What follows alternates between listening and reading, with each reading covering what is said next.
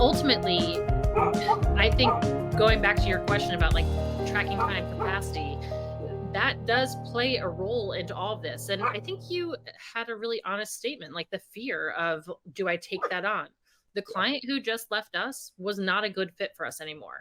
And ultimately, when we struck out on our own a year ago, they were the first client that we brought on. And it was one of those fear, like, ooh, let's get this new client in here because we need to make sure that this is all going to work. Would I have taken them on now? Absolutely not the right fit. But that's also where having all of these systems in place and being able to look at our capacity, we were able to say, show of hands, who wants to replace this client or who is happy with where we are. And granted, we're honestly at a different place too. We're old fogies now. Like we both owned businesses. We both sold businesses to an agency and then worked together there for 4 years. We've been doing this for a very long time, and we're not in the mindset that we're trying to get to 15 to 60. We're very happy with our model of the three of us. If we want to take on something else, we will bring in a freelancer.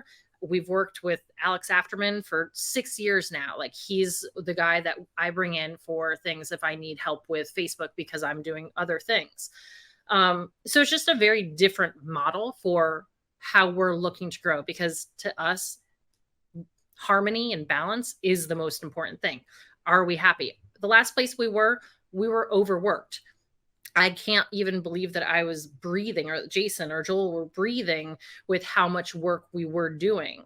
And so I think that it just becomes a different perspective with that. But ultimately, knowing exactly what's going on is what's going to help you be prepared to make those decisions. All right, you've convinced me. Time tracking at HypeTed moving forward. Hey, seriously, DM me. I'm happy to run through some things in more specifics with you too, and we can talk in New York too.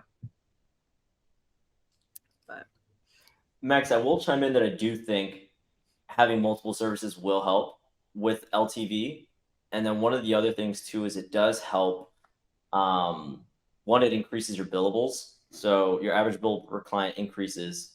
Typically, the amount of additional, like, we all know that in the agency side, fulfillment is probably half of it, if we want to count it half.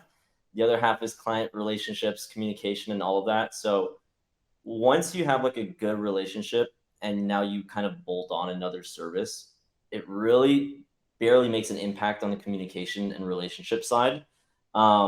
Which again, we know if we're talking time tracking, like I'm sure communication makes up a very large amount, where if now let's say we add another service, it likely is going to be much more like your margin is probably going to increase if you compare it based on your time. That's what I would assume. I don't have a time track like Allie's saying. Curious to know, Allie, if you've seen similar, but that would kind of be our hunch. And it has helped us in negotiations as well. Yeah, I mean, I've gone through so many different processes with having your total blueprints where you're spelling out exactly what you're going to give to clients for every single month with spreadsheets and making these roadmaps. And ultimately, probably the biggest thing that I can say of all the things I've learned over the last 20 years with this is, you hit the nail on the head, Joel. You're building relationships. We have clients that have gone back to the agency we left to ask permission to come work with us again because they want us and they trust us. And every meeting, they're like, whatever you say, we trust you. Like, it's about building that relationship with clients. And so that's where I do all of this stuff in the background so that they don't feel like I'm like nickel and diming them. I'm like, ooh, that's going to be more. That's going to be more. I take the burden and the stress of like, how are we doing? Are we staying on track? Are we giving too much? I just slacked Jason yesterday. I was like, hey, we're getting a little tight here. Be careful. Let me know if you're getting lots of requests here. But ultimately, I don't want them to feel like, ooh, we've had 2 meetings this month. You can't have any more unless you're going to pay more. I just need to know that I've built it in profit wise, that we're going to be okay, and that it should be a one-off. it shouldn't be in every single month, this is what's happening. It should be like one of our clients, something happened, and Jason's an amazing data analyst. And so they're like, what is going on with sales? All of a sudden, he discovered something just looking through, and it was a major thing that was costing them hundreds of thousands of dollars. And he, as part of the paid media team, is the one who found it, not their in-house team. And that's the sort of stuff that we're okay spending the time on, because we just made sure that they're going to stay with us as long as we want them to stay with us, because we've given them so much extra value. Yeah. We step outside of our scope of work so frequently. It's like, I wrote a landing page last week. We don't offer landing page service, Yep. And I think that is emblematic of the ecosystem right now.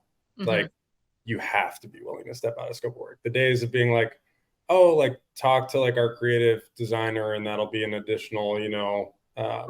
whatever for that. Like my old agency, W Promote, charges to be on a shared Slack channel, $4,000 a month. Oh my God. But they're so antiquated. They're never going to evolve. It's not going to end well for them.